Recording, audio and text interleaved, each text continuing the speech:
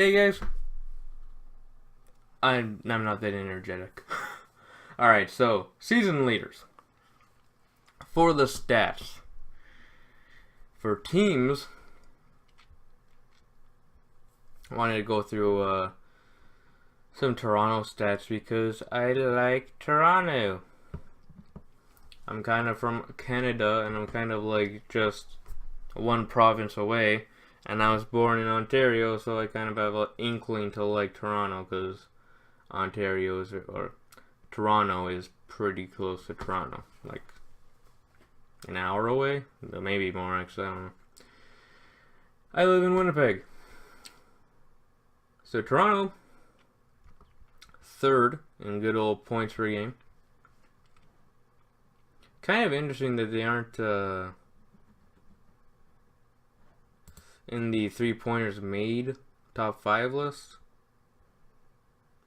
They're 6th though. Down by 5, which Golden State has only made 793. Wow. Didn't expect that. Golden State is scoring 115.7 points per game. Houston's scoring 113.5. And yet, Houston's made 1,045 3-pointers. Math. Guess they're not a good 2-point team? I suppose? Like, bruh? My glasses are dirty. Golden State leads in 3-point percentage though. Roughly around, well, not roughly, 39.3. Portland Trailblazers lead. Portland Trailblazers second at 38. Sacramento, Boston, Washington. I don't know where Toronto would stack up. I would imagine they would probably be around 35, 36 maybe. That's just what I'm estimating. I think I could be close. Let's see. 30, what did I say? 35.7. 35.7. I was 0.1 off, either 35.6. So I was pretty close. 35.6 is not horrible. Where's Houston? They're shooting 36.4. Who's the best plus minus team? Houston is 9. Plus 9. Toronto, however, not that far away at a nice steady 8.9. Golden State 7.9. And then it dips. It dips so much. Like from first to second is a 0.1 difference. From second to third is a one difference. And then 3 to 4 is a difference of 3.7. Like wow. Wow. Alright. And then after that it's 4 to 5 is 1. And then it's a tie. And then it's just like 0.3, 0.2, 0.4. And then you actually get like 0.8. Points, we already know that. Field goals made, Toronto's 5th. Field goals attempted, Toronto's 5th. Field goal percentage, Toronto's 9th at 47. The Warriors at 51. Houston, 46.3. Houston's 3-point made. Toronto's 6. Toronto attempts a lot of 3-pointers. They make 11.7 of 32.9. Houston takes roughly 9.3 more threes than that per game. And they make 3.7 more.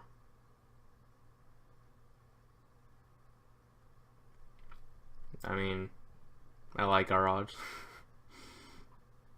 I like our odds. What am I talking? What am I talking about? What is this video about? This is just a test video more than anything, really. But I did want to say, I don't even know why I had this on. I did kind of want to make this video as a...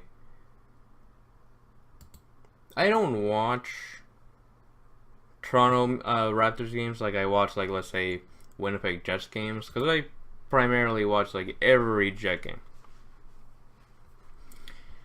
If I miss it, it's because I'm working or whatever. Maybe I forgot a game was being played. Oh well. I usually try to watch every game that I can. Golden State, Toronto, Minnesota, Portland, all over 80. DeRozan, man. I think he's leading our team in field goal, or the free throws.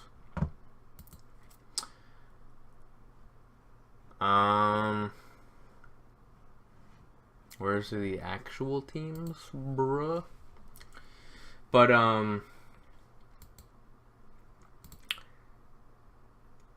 Toronto gets no credit. And there's a reason for that. And anybody who says, oh, Toronto always gets underestimated and whatnot, and then they get beat out by the Cavaliers 4-2. And LeBron's like, oh man, you know, I've been in very dangerous predicaments. This is not one of them.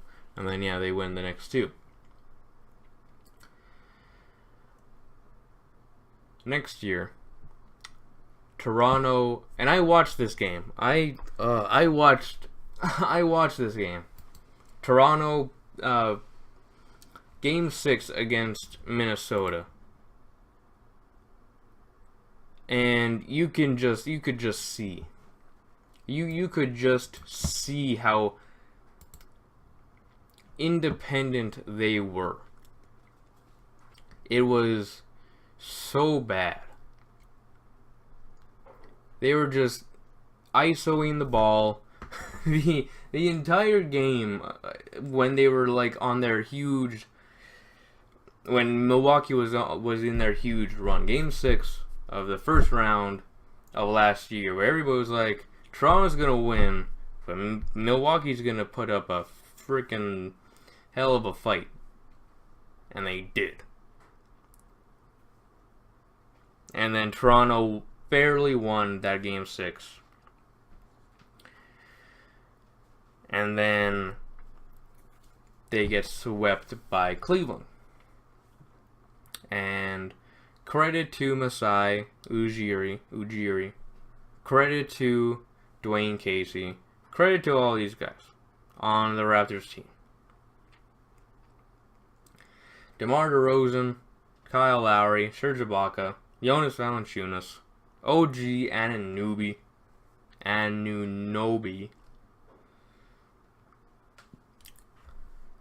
All these guys have bought in. CJ Miles was a trade acquisition for Corey Joseph, which, I mean, it was essentially like, hey, we don't really need Corey Joseph because we kind of have Delon Wright and Fred VanVleet, so we don't really need Corey Joseph. Let's trade him and we get CJ Miles. I think that's what it was. I could be wrong because I can't remember when Fred VanVleet. I'm pretty sure Fred VanVleet was undrafted, if I remember correctly, and then we just signed him. We signed him. Toronto signed him. Just like looking at this team, it's kind of like home record of 20-5. That's like among the league's best. I don't think it's the actual league best. I think Houston or Golden State may be better than that. I could be wrong. But their road record, 23-12. It's definitely been better because they've won a at least record for Toronto. 8 straight games on the road. So if you say 8, then they were 15-12. to those previous 8 games. I think they've won like 11 of the last 13. Last 10 they're 10-0. They're 10-0. 10-game winning streak, as you can see here. And I'm not gonna lie. You know, I like the Raptors. I love the Raptors, obviously. I don't really like any other team. Really. And I was thinking, this Raptors team is just going to be the same old Raptors team. It's just going to be full of ISO. They're going to win 50 odd games, right? Like around 50. May not even win 50 this year. They bring in CJ Miles. They lose a flurry of guys. I had no faith. I had no faith in this Raptors team. And I'm not going to lie. I didn't think this team could go anywhere because I thought it was just a same Toronto Raptors team from the past 2-3 years when it just was not working. Get bounced out by LeBron James. They can't get past LeBron James. DeMar DeRozan and Kyle Lowry, they disappear. And everybody's saying, everybody and their mother is saying, oh, they're going to disappear again this year. And who can blame them? Who can blame them? Like, really, who can blame them? Toronto have beat Houston twice this year. They almost beat Golden State this year. Keyword there being almost. Can they beat a team like Milwaukee? Can they beat a team like Miami? These are the big questions. They beat Cleveland very handily, but that was the pre-Cleveland trade team. New Cleveland team past trade deadline is definitely a very different looking team. Is it better than what they had? That's up for debate. Because really at this point, who can say? Really, who can?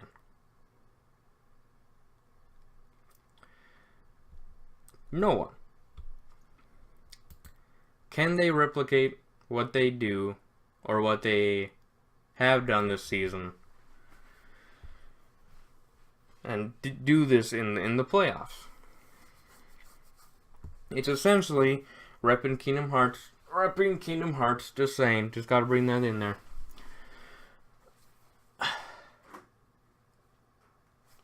Because everybody is saying, oh, benches shrink. Well, sure, they do. But the thing with the Raptors that separates them from, I don't want to say every team, but most teams, is that when their bench comes in, the bench doesn't give up leads or doesn't help the other team extend their leads. No, the bench comes in and they shorten the gap, or they extend their lead, or rather the Raptors' leads. What I was trying to say was there, but you know what I mean. I mean, just look at DeRozan's stats right now. Look at his career stats for assists per game. I mean, it's 3.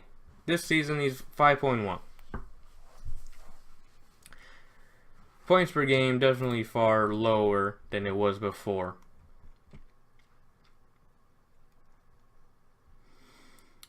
And this year, DeMar DeRozan it looks like he may play every game this year. It's only 14 left. It's a possibility that he could play every game this year. I'm not saying it's going to happen. But look right here. Like, just look at the assists right here. he's already gotten his career high in assists, 349. He's gonna get 350. Can you get 400? Maybe. He'll need some more like 8 assist kind of games. He's done that a few times this season. If he continues to get like 5 assists per game, he'll make it. Like, no problem. Free throw percentage of 82.6. That's around his average. Personal fouls is looking to be pretty much on pace. Turnovers is getting a little high, but he's passing more, so you can't really blame him on that front. Steals, he may actually pass his career high. Rebounds probably won't pass his career high. 3-point percentage, not the highest it's been. He actually shot better in 2015. But he has taken a lot more shots. Jeez, my lisp, bro. And he's taken the most 3 points of his career and made the most. I mean, this man shot 9.6% in freaking 2010. Like, bruh, why are you taking threes, DeRozan? This year he's been much better. Still not where you want it to be, of course, but I mean, he gets the majority of his points here in the medium range shots, or which he's just friggin' known for. Bam Adebayo. Kyle Lowry, kind of been very quiet as for what he has done. They play tonight against Dallas on a back-to-back. His career stats, it's actually playing 32.1 minutes, but if you see by the dawn's your light, and look at 2015, 2,800 minutes. Here you play 200 minutes to 2,000.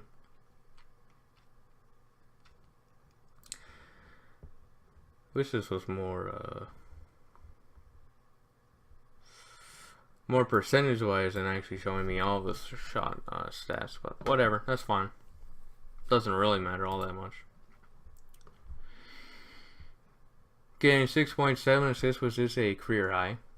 Getting a career high rebounds. Well, not career high. I shouldn't say career high, but he's over his career average, I should say. Actually, like, he's like pretty much over his career high and career average in everything other than field goal percentage, which is only down by like 0.2. Shooting like 40% from 3.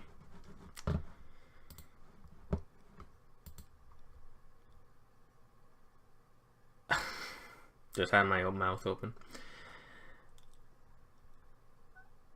I didn't have faith in the Raptors at the start of the season. I didn't. I really didn't. Now they're proving me wrong.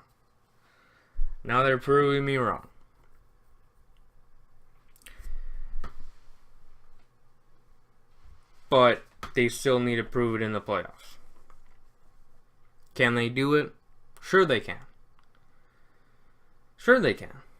You know what? They took LeBron to 6 games in 2015. And sure, they then got swept in the next year.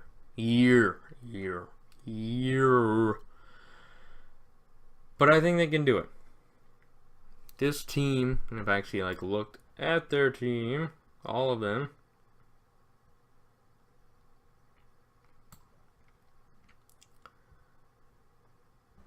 I mean, this man needs to step up in a big way. I know he's injured, but when he comes back, he Norman Powell's getting paid, what, like freaking 14 mil per year, something around there, for 4 years or whatever. 3 years now, 4 years I think, or something like that. This man needs to pull his away because he's not pulling nothing. OG, all these guys, they need to step up in big ways. No, I screwed that up. Hold on. I guess I could do that. Yeah. Right. Boom, boom, boom, boom, boom. But like, I want to like do that. Okay, that's not gonna work. Boom, boom, boom, boom, boom, boom. There, got it. All right. I don't know what I was doing there. Can the Raptors win the finals? Can the Raptors win the finals? The finals. No, they can't. No, they can't. No, they can't. But can they? If the Toronto Raptors continue their style of play, and if Houston beats Golden State, if it is a Houston versus Toronto's final, versus Toronto's? If it's a Houston versus Toronto final, I think Toronto can majorly upset Houston. If it's Toronto versus Golden State, that's a little tricky. Toronto doesn't really have a good track record against Golden State. And I don't know if Toronto would be able to guard anybody like a Kevin Durant and Curry is just unfair. He is the modern life cheat code from 3. But they've done it against Houston. So can they beat Houston? That's the golden question. Can they make it out of the East? However, here's another one. Legit, I think Milwaukee, Miami are the biggest threats to the Raptors. Outside of that, Cleveland. I don't think Cleveland is, because Cleveland is only LeBron, and LeBron can't do it all. Sure, LeBron is a different beast in the playoffs. He did not give that look when he was in Miami against Boston for a reason. He's a different beast in the playoffs. But he's only one man. And we've seen it time and time again this season. He can't do it all himself. He can't. If he could, the Cavaliers would probably be second, third, they're fourth. I don't see the Cleveland Cavaliers. I mean, they're only one game behind, sure. That's fine. They have a game in hand against Indiana, sure. But like, seriously, Cleveland, I'm not gonna go super crazy with this. But I mean, Cleveland is like literally a few games back of being 8th in the Eastern Conference. I'm going a little crazy there, I know. But if you look at the standings here. This is a 3-game difference. Sure, Cleveland has a game in hand. Sure. But this is 3 games.